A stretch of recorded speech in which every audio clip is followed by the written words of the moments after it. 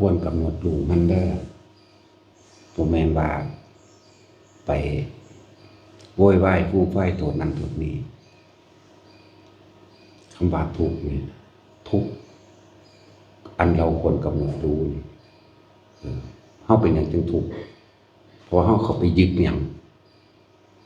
ต้นแรกยึดร่างกายนั่นแหละทุกข์เพราะว่าป่วยทุกข์เพราะว่าหิวร้อนหนาวหูหนวกน้ำเข้าหูทุกข์หลายๆอย่างแล้วก็โวยวายฟูมไฟโทษโน่นโทษนี้ที่จริงเราต้องกำหนดรู้มันว่าเรากำลังยึดมันเพราะร่างกายนี่เป็นธรรมชาติอันหนึ่งอาศัยอาหารเครื่องนุ่งห่มอาศัยสิ่งต่างล่อเลี้ยงมา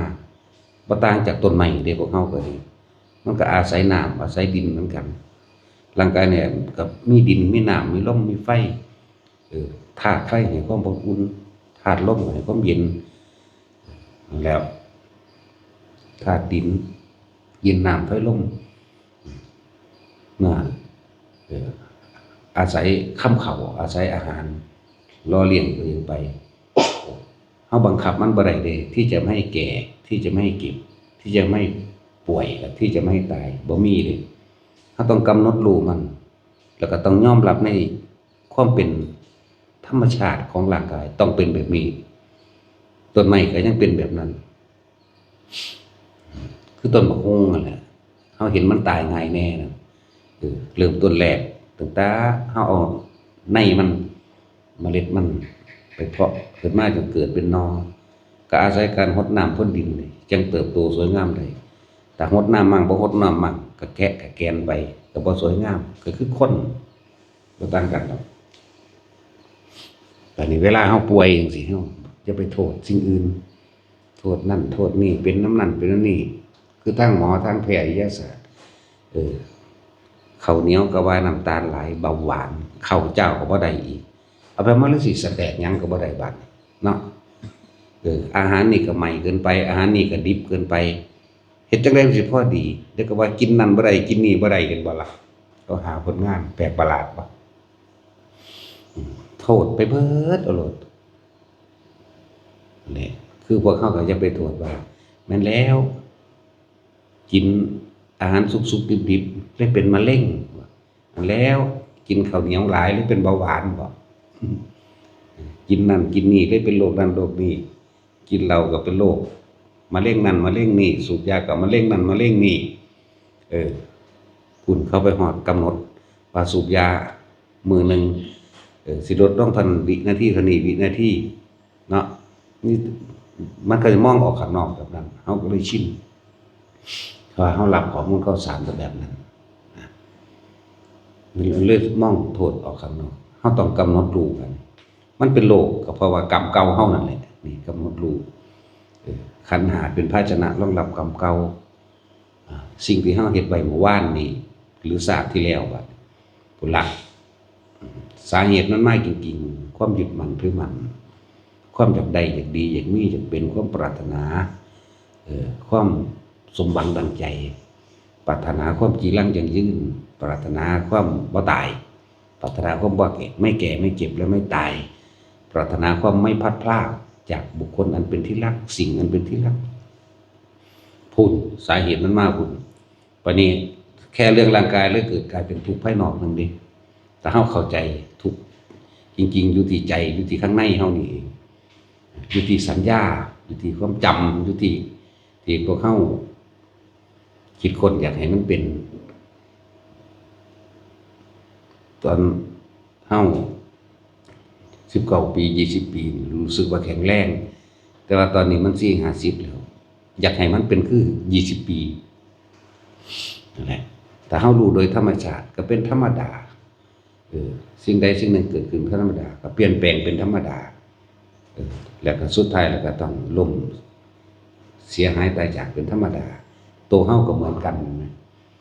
มาคุ้งกับปี2 ปีมันก็ตายเฮากับบ่นานเฮาก็ตายคือกันกับต้นบักฮุงคือต้นไม้คือผักคือหญ้า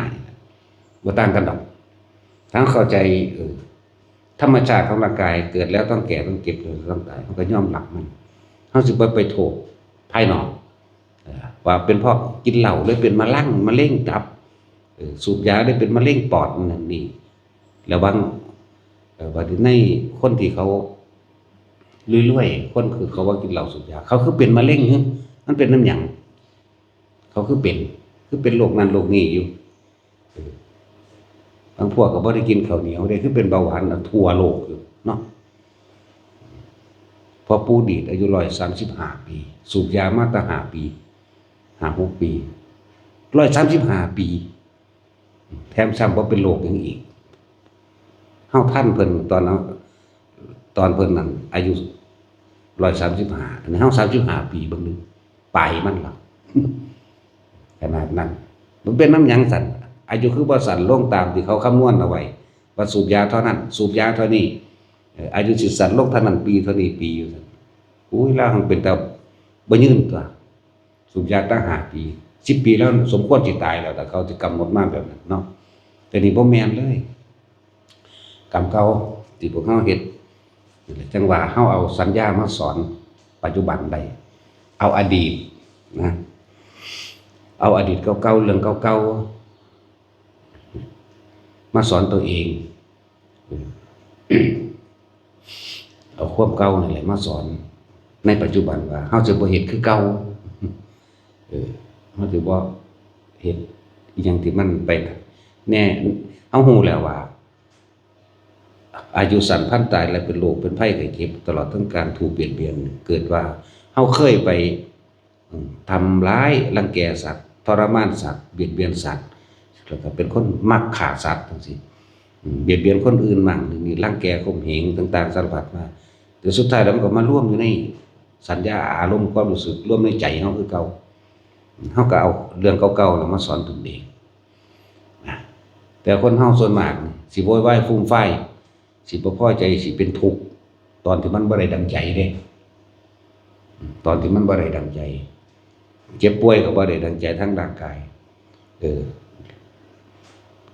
ปรารถนาสิ่งใดสิ่งหนึ่งแล้วก็บ่ได้มาก็บ่ได้ดังใจทั้งใจทางคนยึดมั่นถือมั่นดิมันสิโวยวายฟูมไฟ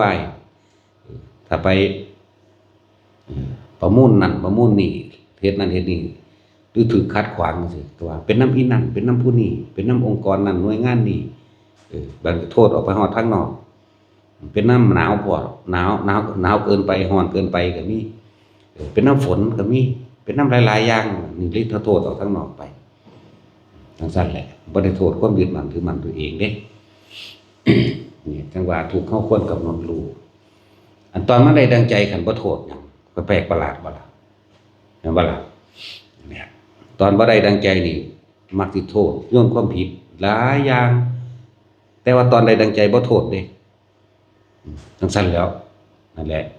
เพราะว่าคนยึดมั่นถือมั่นในความได้ดังใจในความได้ตามที่ตัวเองมุ่งหวังปรารถนาบัดนี้มันบ่ได้ตามสมปรารถนาแล้วมันก็เลยโทษเวรกรรมหยังของกูว่าเด้เนาะถ้าเฮาบ่มีธรรมะคำสอนพุทธเจ้าเฮาสิหาทางออกจากทุกข์บ่ได้เด้อเฮาสิหาทางออกจากวัฏฏะอันนี้บ่ได้เลยเหมือนกันนั่นแหละถ้าตะเว้นบ่ขึ้นความมืดก็บ่เห็นความมืดก็ปกคลุมอยู่จังซั่นจนว่าตะวันขึ้นความสว่างจึงเกิดขึ้นเฮาจังเหลียวเห็นนั่นเห็นนี่ธรรมะพุทธเจ้าถ้าบ่ปรากฏขึ้นมาเฮาก็บ่ฮู้ว่าเฮากำลังเป็นทุกข์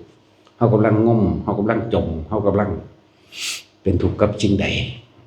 เฮาเลยบ่รู้แจ้งในทางนี่คือทุกข์นี่คือเหตุแห่งทุกข์เฮาสิบ่รู้นี่คือหนทางแห่งการดับทุกข์นี่คือทุกข์ที่ดับไปเนี่ยเฮาสิบ่รู้ตัวนี้เด้จังว่าสังสมได้ยินได้ฟังแล้วก็นำไปพิจารณาร่างกายเจ้าของเองบ่หันแต่ว่าร่างกายผู้อื่นดอกแต่ของเจ้าของก็ยังรักษาแต่บ่ได้แต่มันเป็นธรรมชาติอันหนึ่งสิมีความเกิดขึ้นเปลี่ยนแปลงไปสุดท้ายก็เสื่อมสลายคือตายธรรมชาติของร่างกายผู้อื่นก็เหมือนกันของเฮาก็เหมือนกันที่เป็นหยังอายุสั้นพลันตายเป็นหยังจึงมีโรคภัยไข้เจ็บมากเป็นหยังจึงพิการเป็นหยังจึงตาบอดแต่กำเนิดหูหนวกแต่กำเนิด ปากแหว่งเพดานโหวแต่กำเนิดก็เพราะตะของเคยทำลายและทำลายสัตว์ต่างๆเบียดเบียนบ่ว่าทั้งมนุษย์และอมนุษย์คือคนและสัตว์นั่นแหละเฮ็ดมา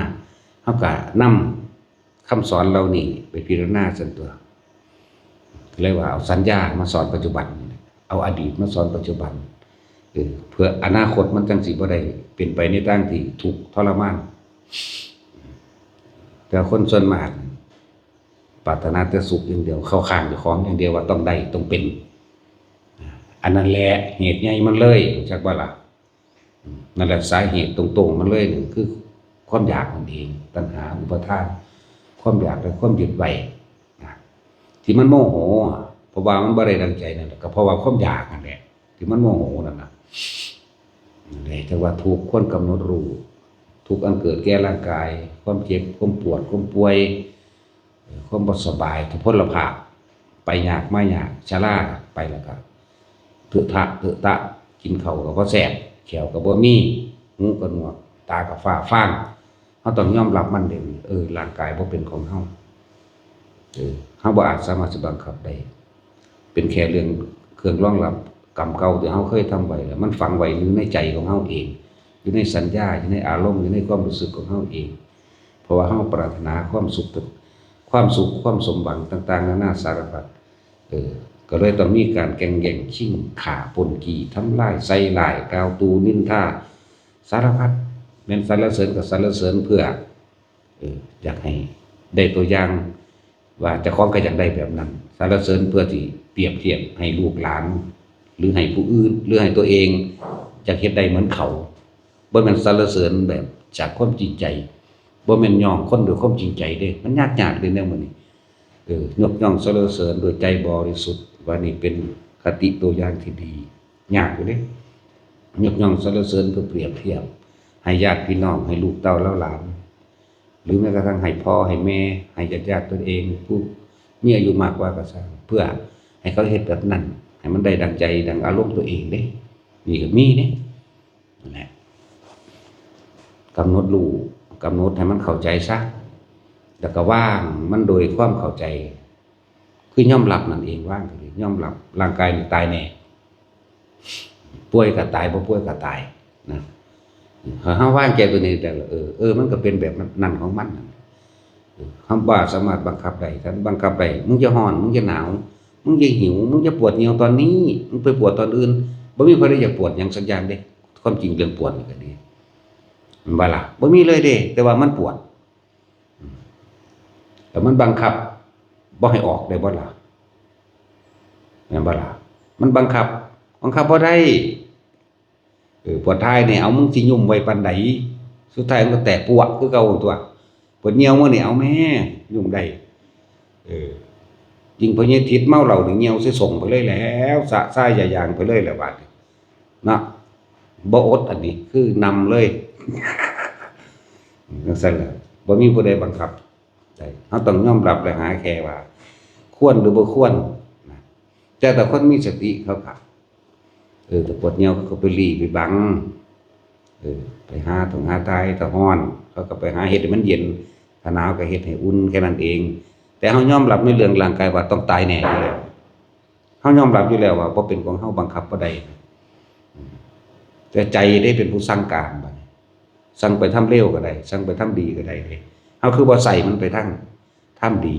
ไปทางที่มีมิตรภาพไปทางที่ประสานสมานมิตรหรือสร้างเสริมสร้างสิ่งที่เป็นประโยชน์ต่อผู้อื่นนะการทำเพื่อผู้อื่นก็คือทำเพื่อตัวเองนั่นแหละจะว่า ตนแลเป็นที่พึ่งของตนก็คือการได้ช่วยเหลือผู้อื่นนั่นแหละเดี๋ยวมันก็กลับขึ้นมาเองโดยที่บ่ได้หวังยิ่งทวีคูณบ่นั่นแหละเฮ็ดจังได๋ก็ใช้มันเป็นประโยชน์แหน่ซะมันบ่ทันตายเนาะหลายๆคนถามตัวเองเบิ่งดีๆเกิดมานี่เคยมีประโยชน์ต่อผู้อื่นแล้วบ่เคยมีประโยชน์ต่อโลกอีหยังอยู่บ่ได้ปลูกคำว่าต่อโลกกว้างๆก็ได้เคยปลูกต้นไม้ได้เคยขุดคลองน้ำได้เคยขุดน้ำสร้างไว้คนกินซื่อๆโดยบ่ได้ไปคิดหยังอยู่บ่มีแต่ไปหาตักเอามาเพื่อตัวกูเองหาตักเอามาตัวกูเองหาอยู่กินเพื่อตัวกูเองเบิดแล้วเคยช่วยเหลือผู้อื่น แบบลักษณะแบบบริสุทธิ์ใจแบบบ่บังหยังอยู่บ่มีแต่ซอยเพื่อตัวกูเองนี่แหละช่วยเพื่อให้เขากลับคืนมาช่วยตัวเองตัวง่ายๆคือพวกเขาหาเงินซื้อเสียงพวกสสนี่พวกสสพวกสจสแม่งก็แล้วแต่เอาให้บ่แม่นซอยเด้นั่นน่ะเพื่อให้เขาเลือกตัวเองเด้พวกให้ทานพวกมื้อนี้ก็เหมือนกันพวกช่วยเหลือก็เพื่อให้เขาช่วยตัวเองคือกันบ่ต่างกันเด้นั่นทำสิ่งหนึ่งเพื่อแลกสิ่งหนึ่งบ่ได้ว่าทำเพื่อทิ้งนี่คนละอย่างกันจังว่าเฮามีชีวิตอยู่ตัวนี้ใช้มันเป็นประโยชน์แน่ปลูกต้นไม้ให้นกให้หนูได้อยู่ได้กินแน่ปลูกผลไม้หลากไม้ให้คนให้สัตว์ได้กินแน่ขุดบ่อน้ำให้เขาได้กินได้อาบแน่แต่ของเคยคิดพ่ออยู่บ่ถนนหนทางนี่ไผสร้างเนาะกูคือเที่ยวสบายแท้น้ำสร้างน้ำบ่อหรือน้ำประปาเนี่ยไผเฮ็ดเนาะกูคือกินไปเลยโลดผลไม้หลากไม้ไผปลูกเนาะกูคือไปลอยเอาไปลักเอาของเขาของน้ำปลาน้ำดงพวกเห็ดบ่พวกผลไม้บ่หรือไม้ต่างๆไผปลูกไว้เนาะกูคือเอาโลดเนาะเคยปลูกโดยบ่ได้คิดหยังบ่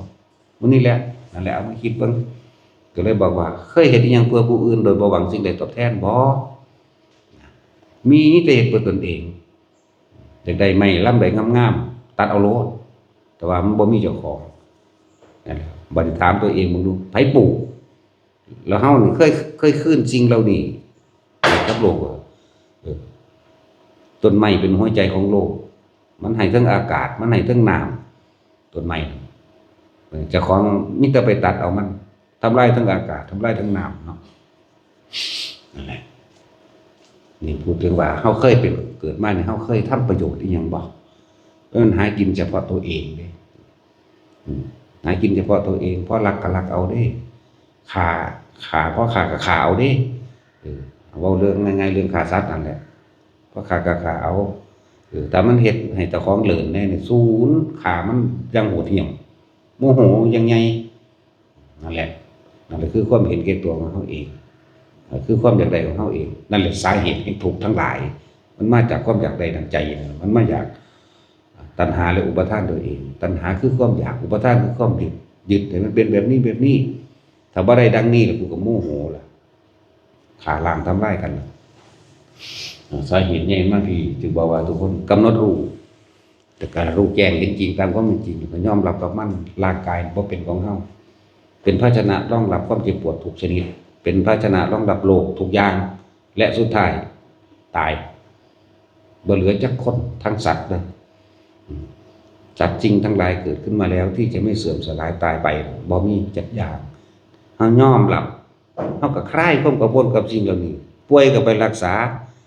อาหารนี่เป็นที่หนึ่งของโลกแล้วเป็นเครื่องบำรุงร่างกายซื่อๆล่อเลี้ยงร่างกายเลี้ยงไปซ้ำเฒ่าซ้ำตายนี่บางคนก็บ่ได้ตายเฒ่าตายก่อนสิเฒ่าเนาะบางคนก็บ่ได้เฒ่าตายอยากบ่ใครในพวกนี้เฒ่าพอตายแล้วล่ะเนาะตายซะไผสิตายก็เลยมองเผาก็เฮ็ดแล้วพญาทิศก็พอตายแต่โดนแหละหังพอตายจักอยู่เฮ็ดหยังเนาะนี่ซั่นแล้วนั่นแหละกำหนดรู้แล้วก็ยอมรับบ่มีข้อถกเถียงตายแน่เฮาก็บ่ได้กังวลกับเรื่องนี้เด้อปวดก็หายาแก้ปวดมากินร้อนก็เฮ็ดให้เย็นหนาวก็เฮ็ดให้อุ่นเฮ็ดไปก็เฮ็ดไปตายนั่นแหละยอมรับมันพี่บัดนี้จ่อใส่ตัวจิตตัวคิดอยู่บัดนั่นแหละจึงบอกว่าเอาสัญญาอารมณ์เอาอดีตมาสอนปัจจุบันเอาอดีตมาสอนปัจจุบันเพราะสิ่งที่เรากระทำไว้แล้วทั้งหมดปัจจุบันเราจึงเป็นเช่นนี้ถ้าเฮาบ่สละเฮาบ่ยอมรับความจริงเฮาบ่สละความคิดความเห็นต่างๆออกอนาคตเฮาก็จะเกิดมาเป็นเช่นนี้เหมือนเดิมก็เอาอดีตมาสอนปัจจุบันเพื่อบ่ให้อนาคตเกิดเป็นทางทุกข์แต่คนเฮาส่วนมากอดีตกับอนาคตตีคู่กันตลอดแต่ว่าบ่เคยเห็นหัวปัจจุบันเลยปัจจุบันคือหยังปัจจุบันคือสติรู้สึกตัวในปัจจุบันนี้รู้ลมหายใจในปัจจุบันนี้นี่วิธีละอดีตและอนาคต ละอดีตและอนาคตคืออย่าไปคิดถึงเรื่องเก่าๆแต่คิดถึงเรื่องเก่าๆเราปรุงแต่งไปในอนาคตไปในข้างหน้าก็ไปเกิดใหม่นั่นแหละจังว่าพวกเฮานั่นโดดข้ามปัจจุบันคืออดีตอนาคตปัจจุบันสุขคือพอใจทุกข์คือไม่พอใจไม่สุขไม่ทุกข์คืออุเบกขานี่3อย่างนี่มันจะเอาเฉพาะสุขทุกข์มันบ่เอาแต่กระไดมากเห็นบ่ล่ะจะหาอุเบกขาหาการวางจิตเป็นกลางยากเหมือนกับการอยู่ในปัจจุบันก็ยากการวางจิตเป็นกลางนี่ก็ยากเนาะมีแต่จังสั่นเด้มันซั่นแหละมันก็เลยต้องอนาคตพวกเจ้าก็เลยต้องเกิดมาแบบเก่าทุกข์แบบเก่าดีบ่ดีคำว่าเก่าเนี่ยเก่าเป็นสัตว์นั่นแหละสิเป็นหมูเป็นหมาก็ตามเป็นงัวเป็นควายเป็นแมลงสาบก็ตามสั่นแหละต้องเข้าใจคำว่าเป็นผู้มีสติรู้สึกตัวอยู่ในปัจจุบันให้ได้ลมหายใจนั่นแหละคือปัจจุบันลมหายใจนั่นแหละคือสติความรู้สึกตัวคือปัจจุบันความรู้สึกตัวหรืออุณาโลมนั่นแหละเป็นปัจจุบันเป็นสติเป็นสมาธิเป็นความตั้งมั่นแล้วก็อย่าหวั่นไหวคือจะไปคิดกับสิ่งที่มากระทบกระทั่งอันได้เกิดขึ้นก็ปล่อยผ่านนั่นแหละเว้ยบ่แม่นนำเข้ามาหาแต่เหตุผลกับมันคือหยังร้ายหรือดีผีหรือคนมันสิไปจังซั่นเด้ร้ายหรือดีผีหรือคนจังว่าลองรู้อยู่กับมันซื่อๆรู้เฉยๆเห็นเฉยๆนั่นแหละจังว่าให้ทุกคนฝึกหัดคนที่อยู่กับลมได้ก็อยู่ไปคนที่อยู่กับความรู้สึกในหน้าผากในหัวในกลางอกอยู่ไปซ้ำตายแน่ๆจิตไม่คิดไม่นึกพี่แบบนี้เฮาสิตัดสาเหตุแห่งความเกิดคือความคิดเฮาตัดลงมาถึงว่าฝึกไปเรื่อยแค่เฮามีความรู้สึกอยู่ในปัจจุบันมันกระดับได้ถูกไหมเฮาสิไปสรรหาหม้องใดอีทุกพอคิดถึงอดีตเราต้องการให้มันเป็นอนาคตแบบนั้นซื่อเด้คิดถึงสัญญาเบิดนั่นแหละไปก็ดีอนาคตจึงเกิดแต่ว่าดับสัญญาคือบ่คิดถึงเรื่องเก่าๆแต่ว่าเอาความคิดละความคิดหรือดับความคิดหรือบอกความคิดว่ามึงจะคิดบ่ได้เด้นั่นแหละคิดก็เลยต้องเอาลมหายใจมันเป็นกุศโลบายมันล่วงมันหลอกเจ้าของเองนั่นแหละเพื่อให้อยู่กับปัจจุบันเพื่อมีสตินั่นเองแหละวิธีเพิ่นพาฝึกก็ฝึกไปพุทธเจ้าเราพาฝึกก่อนหมู่น่ะอานาปานสติคือลมหายใจเฮาเองอยู่กับลมหายใจได้บ่มีหยังเกิดขึ้นได้นั่นมันดับเอาเองได้ถูกอยู่กับความรู้สึกในกายมื้อนี้มันดับแล้วได้ถูกมันบ่มีอีหยังอีกมันเป็นอุเบกขาแล้วอยู่ไปจนว่ามันตายไปกับอุเบกขาตายไปกับลมหายใจมันจะเอาหยังมาเป็นเหตุให้เกิดมันมีความอยากความคิดมันบ่ไปหรอกนั่นแหละพอ